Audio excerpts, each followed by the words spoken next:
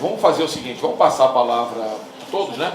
Com breves comentários, né? Para que a gente possa dar oportunidade dos órgãos de imprensa também fazerem as suas perguntas. Acho que o fundamental aqui é o debate. Então, pediria, assim, uma brevidade, né? Todos os colegas aqui da mesa, comentários bem breves para que a gente possa dar sequência ao nosso debate. Começa aqui pelo Daniel.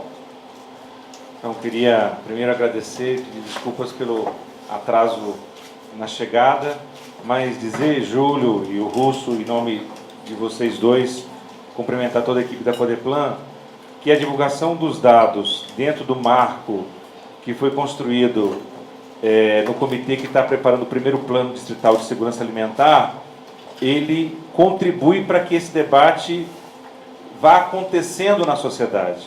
Nós tivemos, no ano passado, a Conferência Distrital de Segurança Alimentar, e nela todo o desenho da remodelagem da política pública aqui, com a construção da Kaizen, e hoje nós temos um Conselho de Segurança. Ontem nós tivemos a alegria de ter o vice-governador dando posse à nossa presidenta eleita.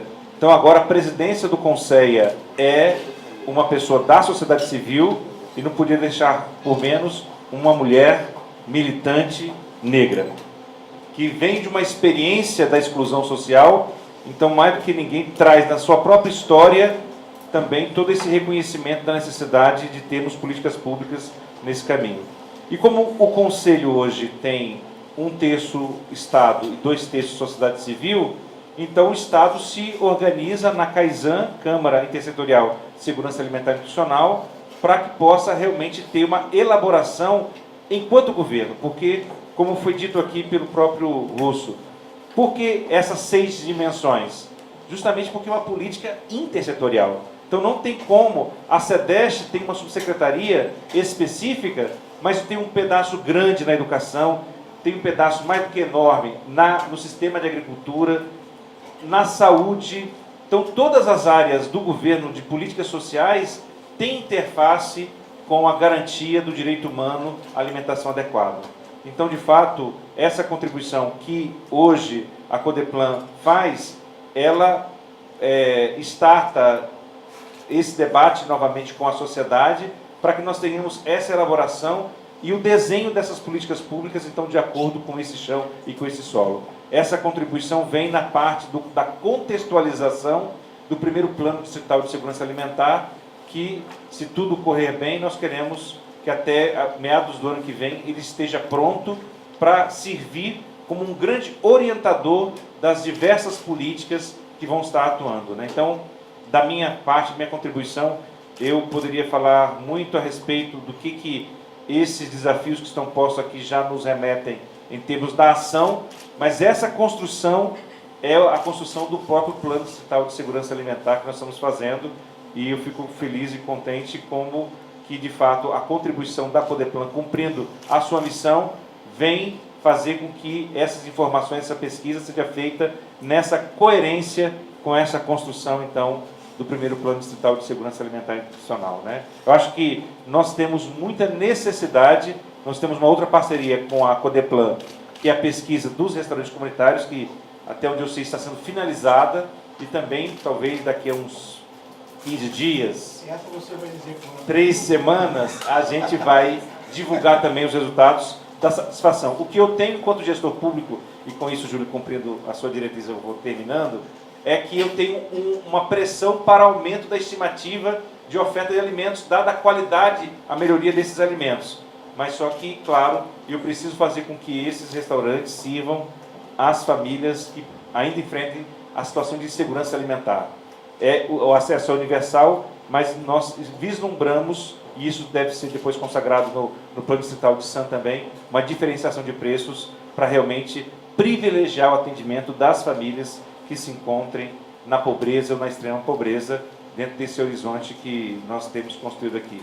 Então, aqui estou eu para confirmar essa nossa parceria e dizer que a gente está à disposição aí para o diálogo com a imprensa também, que será muito importante que esse debate venha a público. Então, muito obrigado. Obrigado, Daniel. Parabéns pelo seu trabalho à frente da SEDEST. Vamos passar para Juliane Perini, que é a coordenadora de monitoramento das ações de segurança alimentar do Ministério do Desenvolvimento Social. Bom dia a todos. Eu gostaria primeiro de agradecer em nome da Secretária Nacional Maia Takagi, Secretária Nacional de Segurança Alimentar e Nutricional, o convite de estar aqui. Para a gente, esse momento é muito importante. A divulgação de dados e informações, ela vai na linha da transparência, da participação na discussão da sociedade civil, e queremos parabenizar a retomada desses estudos, parabenizar a Codeplan, parabenizar a SEDEST,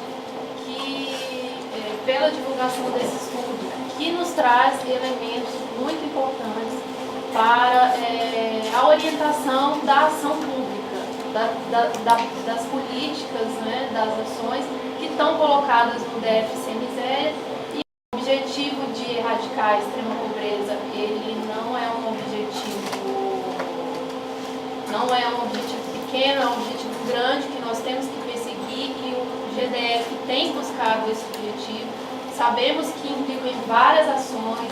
A segurança alimentar é uma política intersetorial, é bastante complexo, e isso envolve uma articulação do governo, e isso a gente tem observado aqui na SEDEST, a Codeplan, com essa divulgação dos dados. Então, queria parabenizar também o Lúcio pela apresentação. Ele tocou em questões muito importantes, que são questões que não são apenas aqui do DF, mas que são questões estruturais do nosso país. Inclusive, a questão da reforma agrária, a gente observa que hoje, não só no DF, mas no país, a gente não tem tido uma melhora significativa do índice de concentração de terra. A gente vê pela pesquisa do Censo Agropecuário do IBGE. Então, nós estamos no momento de comemorarmos a divulgação dessa pesquisa, a publicação. Sei que nós teremos outros fóruns para discutir isso. Esse relatório é um diagnóstico e um subsídio para a elaboração do plano. Ele vai nortear todas as ações, e temos que ter em mente que muita coisa ainda há que ser feita, e eu acho que é o caminho. O caminho é ter esses dados e discutirmos e termos essas ações orientadas, pautadas na pesquisa. Parabéns a todos.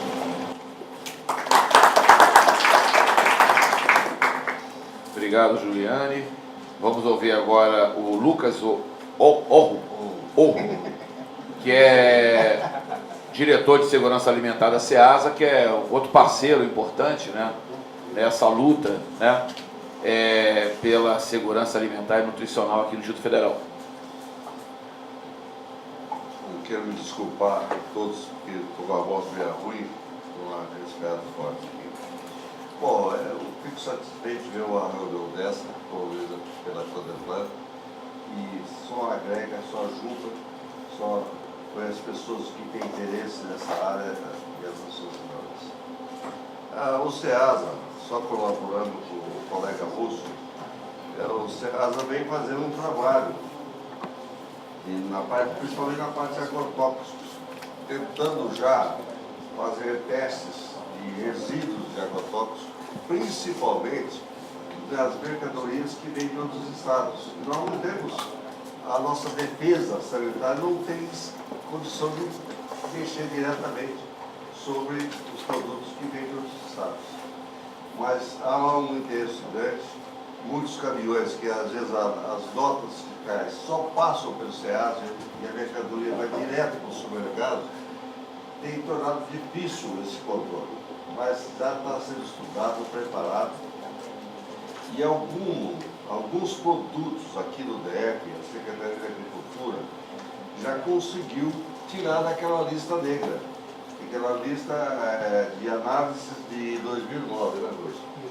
Então, por exemplo, o pimentão foi alvo de muito controvérsias. Hoje já se faz o plantio com a plasticultura, que são as culturas protegidas, que necessitam muito menos agrotóxicos. Então temos feito os análises de pimentão, já estamos fora dessa lista.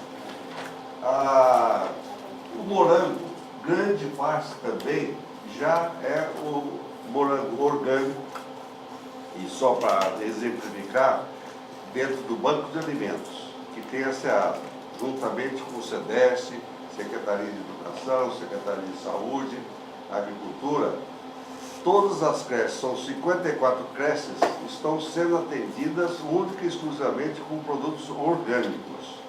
Então nós estamos passando, aos poucos, aumentando e orientando a agricultura familiar, dando condições para que eles produzam esses alimentos orgânicos, que é o caminho. Porque quando se fala na agricultura empresarial, realmente fica muito mais difícil esse controle. Mas como banco de alimentos, nós trabalhamos única e exclusivamente com a agricultura familiar, nós estamos procurando cada dia mais intensificar essa agricultura orgânica e muitos produtos nós já conseguimos avançar bastante. Outro dado importante que gostaria de trazer para vocês, nós implantamos no SEASA o desperdício zero. E os empresários têm engajado conosco, temos recebido muito alimento no desperdício zero. É um programa novo, começamos há pouco tempo, mas todo dia temos recebido grandes doações dos empresários que têm ajudado muito esse banco e estão percebendo que vamos em pouco tempo fazer um abastecimento de 30%, 40% baseado no desperdício zero. Isso é importante porque dá um outro dinamismo, um outro mix de produtos para as famílias, as pessoas que têm essa vulnerabilidade social. Então, eu só quis fazer essa ressalva rapidamente, contente por estar aqui com vocês. O presidente e o vice-presidente não puderam estar, estava certo para vir para cá, e de última hora houve uma reunião e teve que separar o pessoal. Então, agradeço a todos, obrigado.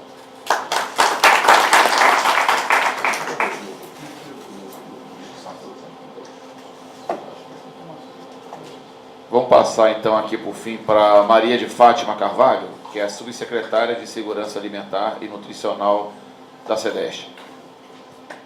Bom dia a todos e a todas. Eu acho que, primeiro, ressaltar a importância desse evento, me tornando repetitiva, mas eu acho que é uma repetição do bem, que é enfatizar a importância que esse relatório traz como subsídio, como documento que vai subsidiar a continuidade do trabalho da Câmara Intersetorial de Segurança Alimentar e Nutricional.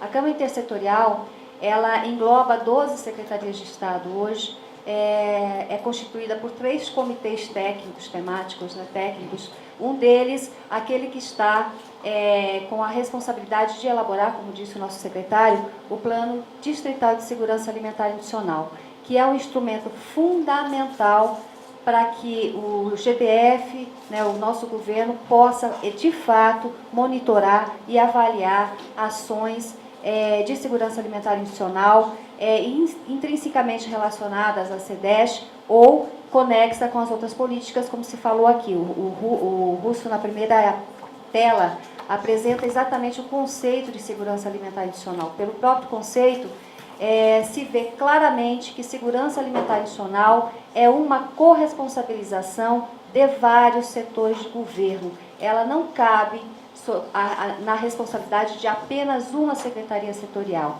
E aí a Câmara Intersetorial de Segurança Alimentar, além da elaboração do plano, ela tem a função e a competência e a atribuição de coordenar a política e o plano de segurança alimentar e nutricional. Então, esse documento, sem dúvida nenhuma, ele será um dos subsídios para a elaboração desse plano e que traz importantes informações sobre a situação hoje de segurança alimentar e nutricional. Por outro lado, ele traz ele evidencia a necessidade de que a gente, evidentemente, enquanto GDF, invista muito em políticas, em pesquisas de segurança alimentar e nutricional. Nós precisamos, com base nesses dados, que são os primários, né, que nós temos, avançar naquilo que a gente define como a ótica do direito humano à alimentação adequada, né? Quando se trabalha com direito humano à alimentação adequada, não basta apenas se ver a evolução positiva dos indicadores. Nós temos que fazer a leitura do porquê o negativo ainda existe. Então, quando eu tenho ainda a grande diferença, por exemplo, Russo... Eu vou centralizar, já vou falar no eixo saúde e educação, uma vez que a agricultura, né, produção, o Russo enfatizou, e a minha área de formação é a saúde. O que ele mostra, por exemplo, que você tem baixas taxas de desnutrição no Distrito Federal em crianças pequenininhas, né? Mas a gente ainda tem crianças com desnutrição. Então, o desafio do Estado, né, do GDF, é fazer com que nós cheguemos a 2015, a 2014, 15, 16, 17, sem uma criança que tenha desnutrição por fome. Ela não vai ser zerada. A desnutrição ocorre por outros fatores também. Mas por fome, ao que a gente chama da desnutrição primária, é uma vergonha ainda acontecer no Distrito Federal. E é isso que a gente precisa estar trabalhando melhor com os indicadores da saúde. Uma outra coisa que chama a atenção aqui, nós temos, o Russo enfatizou isso também, a necessidade de que a saúde tem de se reestruturar, principalmente no que tange a atenção primária da saúde, a cobertura da saúde da família, porque nós precisamos não só da prevenção e do tratamento das morbidades relacionadas à alimentação inadequada, mas principalmente de um processo intrínseco de prevenção e promoção. E isso acontece com a atenção primária à saúde, consignada com outras atenção à comunidade, né? Não por acaso a política distrital de segurança alimentar do DF tem como aquilo que eu denomino, que minha equipe tem denominado, o eixo estruturante a educação alimentar e nutricional. Por quê? Segurança alimentar e nutricional, isso é uma outra cultura que nós temos que romper, né? Não é apenas não no sentido de tornar menos importante, não é apenas a questão da falta do alimento que causa a desnutrição, que vem da fome, que causa a desnutrição e que pode levar à morte. Mas ela também hoje está muito relacionada com a outra face da insegurança alimentar, que são as doenças crônicas não transmissíveis, que são a principal causa de morbidade e mortalidade no país e não diferentemente no Distrito Federal. E nós temos sim, pela própria organização geográfica que nós temos, capacidade de também reduzir a questão das doenças crônicas não transmissíveis aqui no Distrito Federal, principalmente com ações condizentes de educação alimentar e nutricional em todas as políticas setoriais que façam interface com a segurança alimentar e nutricional. Queria finalmente, desculpa, presidente, rapidamente, fazer uma provocação já, Russo. Eu acho que ele indica aqui, o relatório, como eu falei, a necessidade da gente investir em pesquisa. E aí eu já trago algumas possíveis demandas para a gente continuar com a nossa parceria, né? Aproveitando inclusive o MDS aqui presente. Que nós precisamos de pesquisas que a gente aprofunde o conhecimento sobre a situação de insegurança alimentar, que é essa que você mostra, que é a pesquisa de 2004-2009. Nós temos uma escala brasileira de insegurança alimentar já validada, que ela mostra a percepção de fome, né, do risco de fome que a família tem. Nós precisamos disso, até porque, secretário, lembrando que nós colocamos no PPA como indicadores a extinção da insegurança grave até 2014, né? E nós não temos um indicador recente. Então, se possível, se a gente pudesse estipular um trabalho já, tá? Uma outra coisa que nós precisamos ao longo do plano, né, até para acompanhamento. Obrigada. é estudar melhor os determinantes de SAM aqui no Distrito Federal. Existem coisas que extrapolam a competência inerentemente de uma esfera distrital, né, no Pacto Federativo. Por exemplo, a questão dos agrotóxicos, a questão da transgenia, porque ela depende de políticas nacionais. Nós não estamos numa redoma de vidro, né? Por mais que a gente faça, nós ainda dependemos de produtos externos aqui do DF. Então, eu acho que o engajamento do Conselho, do nosso Conselho de Segurança Alimentar, das entidades aqui presentes, nessa luta maior, que é a luta do Brasil aí, se faz imprescindível. Mas estudar melhor os determinantes, eu acho que é fundamental para a gente conhecer a nossa realidade. E outra coisa, identificar, eu acho que esse também é o grande desafio, que a gente identifique indicadores que possibilitem o monitoramento e a avaliação das ações do plano, mas também rompendo com essa cultura de não olhar, quer dizer, pelo contrário, trazer a cultura daqui a gente enfocar pelo olhar do direito humano, alimentação adequada, esses indicadores, que a gente possa avançar nesse sentido, né? De olhar os indicadores na sua parte positiva, sim, sem dúvida nenhuma, mas também e forçar com que essas pesquisas entrem em planejamento, em orientações de governo, no sentido de olhar por que os negativos ainda permanecem. É isso que eu queria colocar. E obrigada pela parceria. Eu gostaria primeiro de agradecer, fazer menção à Bianca, a secretária executiva da Kaizen, que coordenou esse processo. Vou falar nominalmente no Márcio, na Virgínia, na Jamile, que tem nos dado apoio aqui, né, nesse trabalho, e com certeza esse instrumento será utilizado para a gente construir o Plano de Segurança Alimentar Institucional. Obrigada. Bom, eu queria chamar a atenção só para o aspecto, antes de passar para as perguntas aqui, inicialmente, dos órgãos de imprensa, o Diego, o Suzano, a Soraya, que normalmente a gente tem evoluído muito nos indicadores, em vários aspectos, né, referentes aqui ao Distrito Federal. Mas eu acho que, e até por uma orientação de governo, né, cada vez mais a gente tem discutido a necessidade de um planejamento integrado com esse chamado nosso entorno metropolitano. E passa a ser um desafio, né, e o Russo colocou muito bem, né, a nossa meta é zerar a fome aqui, a nossa meta é, quem sabe, reduzir a níveis mínimos, né, a própria mortalidade infantil, mas a gente tem que, talvez, começar a pensar um pouco mais do outro lado do quadrilátero, né, da fronteira, que é um desafio enorme, e a gente enxerga ali indicadores sociais ainda muito ruins, que não, né, evoluem na velocidade, né, que se verifica aqui no Distrito Federal, e que a gente sabe, né, a razão, né, a gente consegue perceber essa orfandade dessa região, né, porque é uma área onde o DF, até por uma impossibilidade, né, prática, né, institucional, não pode atuar, e de outro lado, o governo de Goiás e não tem nenhuma novidade no que eu vou dizer, né, isso é amplamente debatido, não enxerga essa região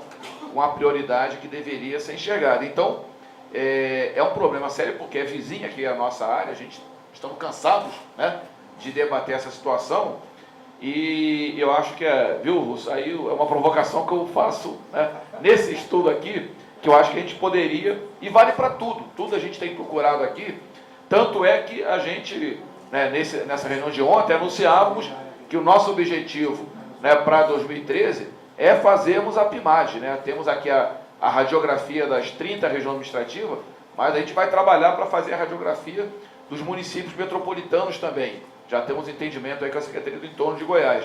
E acho que deve ser um desafio de qualquer órgão, qualquer secretaria aqui do Distrito Federal, começar também, né, a entender, a estudar, né, o que está acontecendo aqui, né, do outro lado do quadrilátero.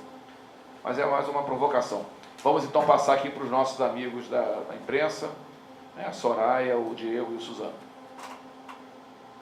Presidente, queria começar perguntando ao senhor, para o governo, qual o peso de uma pesquisa como essa e como ela pode ser desenvolvida em parceria com as outras secretarias? Na sequência, eu queria que o nosso secretário respondesse também, de que forma a secretaria, junto com as demais parceiras, vai poder fazer um trabalho em cima da pesquisa. Ô, Suzano, se me permita, eu prefiro ficar aqui como intermediário. O estudo é na diretoria de estudos e políticas sociais, né? Então eu passaria para o Russo, né? E para o Daniel essa resposta. Bom, eu acho que o próprio Daniel e a subsecretária Fátima e a nossa representante do MDS já falaram um pouco da importância que tem o estudo, né? É um estudo sempre muito complexo, porque, como disse o secretário, é uma política intersetorial, a segurança alimentar, e a gente tem que buscar os dados em todas as áreas. Então, é uma complexidade grande até para a gente tratar a informação. E inclusive, perceber alguns dados que a informação bruta não mostra. Com essa que a Fátima falou, a subsecretária, de a gente aprofundar a pesquisa de percepção da insegurança alimentar. Então, essas questões aí, essa pesquisa, a importância dela é que ela não é o fim, ela é o começo de um debate, até porque o plano está em construção em todo o Brasil e aqui no Distrito Federal em particular. Então, um plano em construção. Então, a pesquisa também é uma pesquisa que serve, tem uma importância grande para abrir o debate, publicizar na sociedade, nos meios de comunicação, debate sobre esse assunto, que tem muitas polêmicas, como vocês viram, são questões estruturantes, né, da estrutura fundiária brasileira, né, e que precisam ser atacadas de alguma forma, né. A concentração não mudou, apesar de, não é brincadeira, 1 milhão de famílias assentadas em projetos de reforma agrária no Brasil, e a concentração não se alterou. 1 milhão de famílias assentadas. É uma coisa fantástica, é um país. 1 milhão é um país, né? Então é o seguinte, então é a complexidade que tem um assunto. Agora, a importância dela, principal, é que ela vem na direção da Lei Orgânica de Segurança Alimentar no Brasil, no sentido da gente pesquisar para poder aperfeiçoar as políticas, né? Eu acho que a importância dela é uma importância para abrir o debate através dos órgãos de informação, da sociedade civil, do poder público, para que a gente possa, de fato, construir uma política mais adequada à realidade que a gente está vendo. Daniel. Corroborando com essa mesma visão do Russo, na verdade, eu diria que todo o esforço que nós temos feito em perfeita sintonia com o governo federal é tirar o acesso à alimentação do clientelismo político e dar o estatuto de política de Estado a essa política pública. Porque a história conhecida do Brasil é uma história onde muitas vezes se utilizou do acesso a cestas básicas, a outras possibilidades de alimentos, em função do apoio político-eleitoral a quem estava no poder naquele momento, na sua perpetuação. Então não se tinha um horizonte como nós temos. Desculpa se eu vou um pouquinho mais fundo nesse campo, porque justamente manter um certo percentual da população em situação de segurança alimentar ou de pobreza, extrema pobreza, convinha para a manutenção do status quo de poder de quem estava na gestão pública do Brasil. Hoje, o direcionamento que se iniciou com o presidente Lula, que hoje a presidenta Dilma coloca no próprio lema do governo País Rico e País Sem Pobreza, nos dá essa possibilidade de fazer com que a alimentação seja encarada como política pública. Por isso que a primeira tarefa, e muito bem saudada a Bianca pela nossa subsecretária Fátima, que nós fizemos no âmbito da Caisan, foi identificar qual que era o orçamento de SAM previsto nas várias políticas públicas, porque a gente tem que se apropriar, assim como o orçamento OCA para criança e adolescente tem uma marca, um carimbo, nós queremos que também isso aconteça com os recursos dedicados à segurança alimentar institucional. Então, a importância da pesquisa é porque ela vai fazer com que o planejamento das políticas públicas de SAM se dê dentro de um aspecto científico e numa perspectiva da completa superação.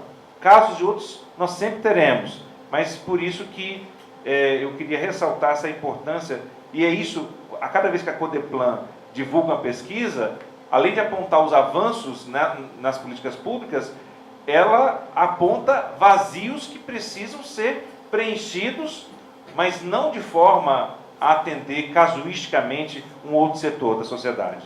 mas de forma a atender realmente com a universalização do acesso, porque diferente da assistência social, o direito humano à alimentação adequada é um direito universal. E como o Fátima muito bem abordou aqui, esse direito muitas vezes está sendo feito pelo excesso de alguns nutrientes que hoje foram incorporados a essa nossa vida de correria, onde a alimentação rápida virou sinônimo da alimentação do nosso cotidiano, e com isso nós temos nos tornado cada vez mais obesos e não alimentados, né, nessa perspectiva.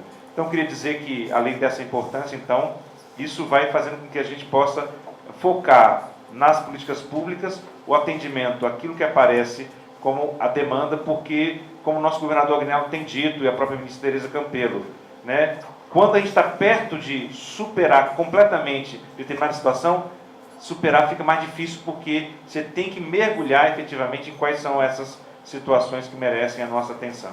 Então, da nossa parte, então, enquanto SEDEST, orienta, como já foi dito aqui, a construção, e aí eu quero ressaltar, do primeiro plano distrital de segurança alimentar. É primeiro. Nunca antes na história do Distrito Federal, desculpa o jargão, né? Houve um plano distrital de segurança alimentar. E é essa construção que a gente faz agora, a partir da Câmara Intersetorial de Segurança Alimentar, que é a formulação do governo. Então, o governo vai para o diálogo com a sociedade civil, e lá no Conceia você tem representantes de comunidades tradicionais, representantes de ciganos, quilombolas, de grupos que representam os setores periféricos do Distrito Federal. Para quê? O governo, então, agora é um governo que cada vez mais pensa o que vai fazer, para que essa perspectiva do fazer depois seja avaliada com indicadores dentro dessa diretriz também, né? Desculpa ter me alongado, mas acho que é importante demarcar o corte que realmente nós estamos falando, a política para quem dela precisa, independente de quem vota, de quem escolhe, de que ideologia tem aquela família ou pessoa. Se é uma pessoa que está naquela situação, objetivamente identificada, nós temos o dever, enquanto Estado, de realmente prover o alimento necessário e adequado, porque se trata de uma família que realmente precisa ter seu direito garantido.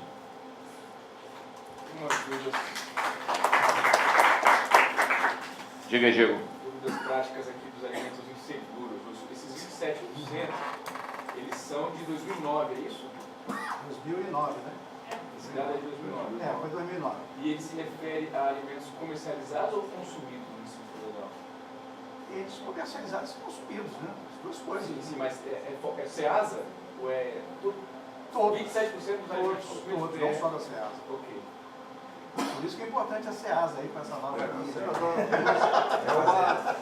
É uma participação grande, mas não é todo. Certo. Tem inúmeros supermercados pouco diretos. Inúmeros supermercados. Porém, nós temos uma política de pelo menos tentar ter o controle, mesmo que não passe por dentro do SEASA, saber que esses alimentos entraram no DF. Essa é a política que nós estamos tentando realizar, mas não é muito fácil. O DF tem diversas entradas, diversas maneiras de entrar, mas, por estimativa, dá para se chegar a um número. E era um número até confiável. Deixa eu fazer uma retificação. É 2010 e a fonte é Anvisa. 2010 é isso, né? E nas considerações finais, fala-se que esse percentual ele é acima, enfim, é considerado alto. O senhor tem um percentual nacional? Não tem. Não tem. Não tem aqui. Isso. Esse era um questionamento meu. O Distrito Federal é um dos estados brasileiros que mais utiliza agrotóxico. Tem alguma porcentagem, algo para a gente embasar essa? Não, a gente tem a ideia de que, por exemplo, o que acontece é que há uma estimativa que 1/3 da produção é utilizado. E o Brasil é considerado um campeão de uso de agrotóxico, né? Então tem toda uma campanha contra o agrotóxico aí. O Distrito Federal é que ele mostrou na última década, aí, nos 5 anos aí, que houve um aumento da produção de exportação de agronegócios com alta utilização de agrotóxicos. Daí porque aumentou o Distrito Federal relativamente ao Brasil, né? Mas agora, com essa orientação nova, que já começou dentro da SEASA e da própria Emater, com a agricultura familiar, a tendência é que isso se reduza enormemente. E o Distrito Federal não passa a não ser um dos maiores do Brasil, mas passa a ser um dos menores, segundo o Lucas aqui. Mas leva tempo para mudar a estrutura de produção. Então seria por conta do A demanda, assim... Eu às vezes carrego um pouco porque eu sou um defensor assim severo, né, da reforma agrária e da agricultura familiar.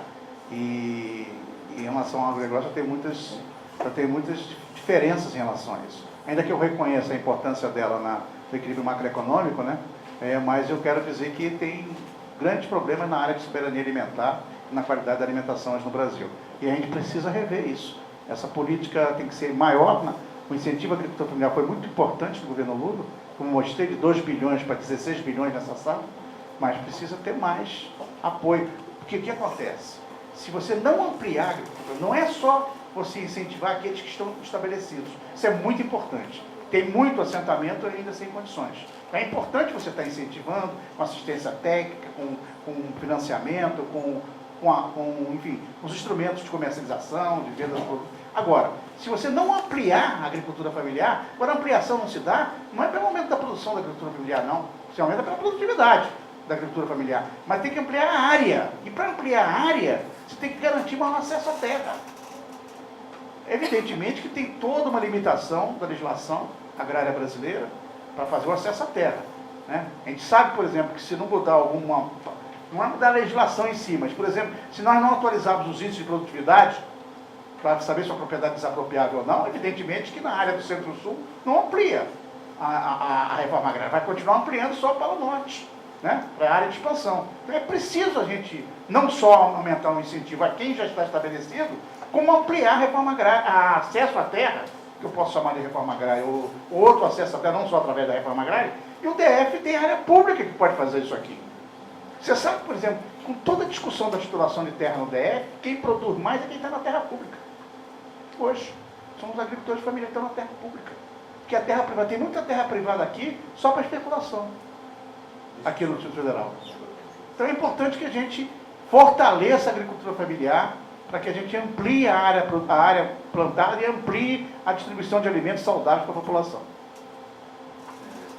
Nesse sentido que o Russo coloca, nesse mês de outubro foi criada a Diretoria Extraordinária para a Regularização Fundiária na área rural, na Terra Cap. Né? O Moisés, que era subsecretário dessa área de regularização, que estava na Secretaria de Agricultura, foi a pessoa nomeada como atendimento a uma demanda da primeira Conferência Distrital de Desenvolvimento Rural Sustentável. Então, acho que é muito importante, que vai exatamente na mesma direção do que o Oswaldo Russo colocava aqui. Quer dizer, como que a possibilidade... Por que é importante regularizar, seja qual for o instrumento? Porque amplia o acesso a crédito e o acesso à aquisição. No Distrito Federal, nós começamos o Banco de Alimentos, como mencionado pelo Lucas, com dinheiro do PAA Nacional, num convênio que a Agricultura assinou com a MDS, com mediação nossa da SEDEST. Agora, o que acontece? Além desse instrumento, nós criamos o Programa de Aquisição de Produtos da Agricultura, o PAPA-ADF. E esse programa permite que nós tenhamos um horizonte de compras, e é importante que o Rossi esteja aqui, porque o primeiro contrato, foi feito com a SEDEST, justamente para fazer com que tivéssemos pão, leite, queijo e iogurte nas entidades sociais. A gente compra com preços compatíveis ao mercado e, ao mesmo tempo, então, com isso, o horizonte de criar mercado institucional para a agricultura familiar é muito promissor no Distrito Federal. Eu acho que esse é um outro elemento que deve marcar, porque de 4.400 foi ampliado dentro do Brasil sem miséria até 19 mil ou 20 mil, e aqui no Distrito Federal o limite foi ampliado para 120 mil reais por ano por agricultor.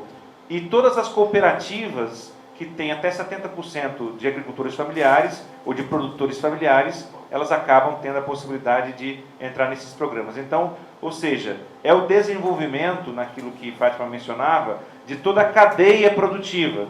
E estimulando a agricultura familiar, naturalmente, nós estaremos estimulando produtos mais confiáveis e de melhor qualidade para chegar ao consumo, então, dessas famílias e pessoas que nós priorizamos e focamos dentro do horizonte do DFC Miséria também. Diego, ela tem a complementação daquela pergunta.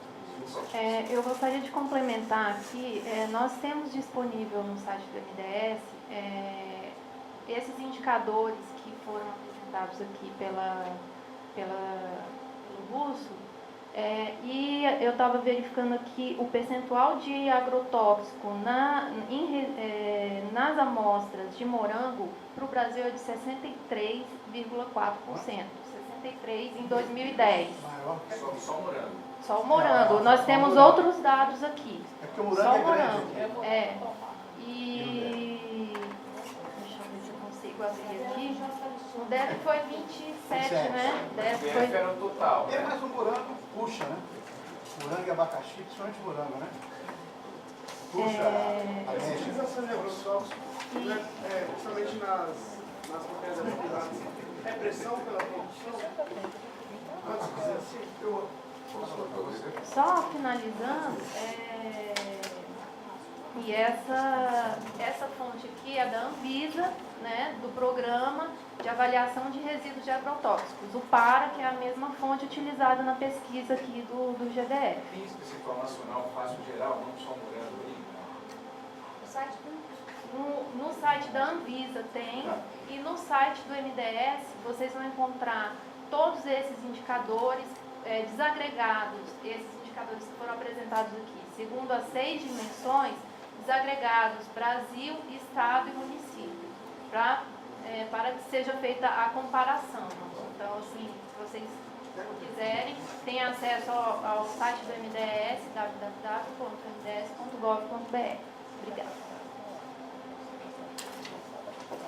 Sobre as perguntas de agrotóxico, eu respondo porque eu trabalhei muito tempo na defesa agropecuária aqui do DF. Durante 10 anos eu chefiei esse serviço. O DF vem trabalhando há tempo. Acontece que nesses 2 últimos anos é que acelerou mais ainda essa defesa. Não é proibido usar agrotóxico. O agrotóxico é uma necessidade para poder produzir quantidade. A segurança alimentar é um binômio entre quantidade e qualidade. Porém, o que está errado é usar indiscriminadamente o agrotóxico. O agricultor, por falta de conhecimento, ele usa sem consultar os técnicos a quantidade correta, uma dosagem de medicamento. Se não vai ao médico, o mesmo remédio cura é o remédio que mata também, dependendo da dosagem. O agrotóxico também na agricultura, principalmente na agricultura empresarial, ela que mantém essa produtividade do Brasil. Sem o agrotóxico, certamente não teríamos essa produtividade. Porém, na agricultura familiar é mais fácil o controle disso. A Emater tem uma ascendência maior de orientação. Isso que o Russo falou na explanação é importante, porque a presença do técnico na aplicação do agrotóxico, se aplicado na dosagem correta, no momento certo, respaldando-se, reservando, não aplicar no período do consumo, então, ela pode ser aplicada. Agora, é evidente, se puder fazer uma agricultura orgânica, aí é o melhor dos mundos. É isso que nós queremos chegar um dia. Mas ainda não temos tecnologia suficiente para que todas as culturas sejam produzidas sem agrotóxicos. Se nós, por exemplo, proibíssemos hoje o agrotóxico, teríamos certamente uma insegurança alimentar.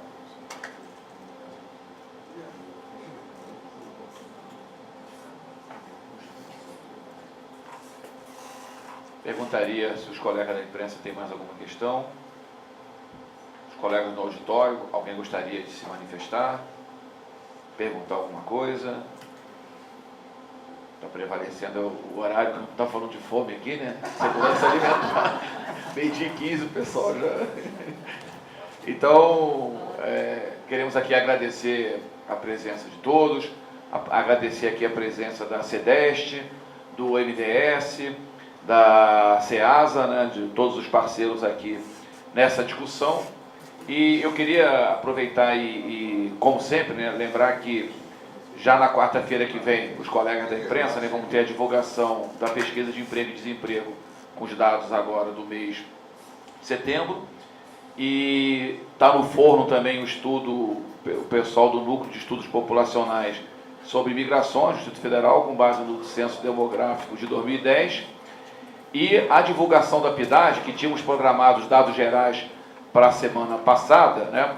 Fechamos ontem que a gente vai fazer num seminário, né, no âmbito do Observatório de Equidade. Não está fechada a data ainda, vai ser na semana de 5 a 9 de novembro, porque depende da agenda do governador Agnello, né? Ele está interessado em fazer divulgação, né? Então, mas a gente vai com antecedência confirmar essa data dos dados gerais da PIDAD. Obrigado e bom almoço a todos.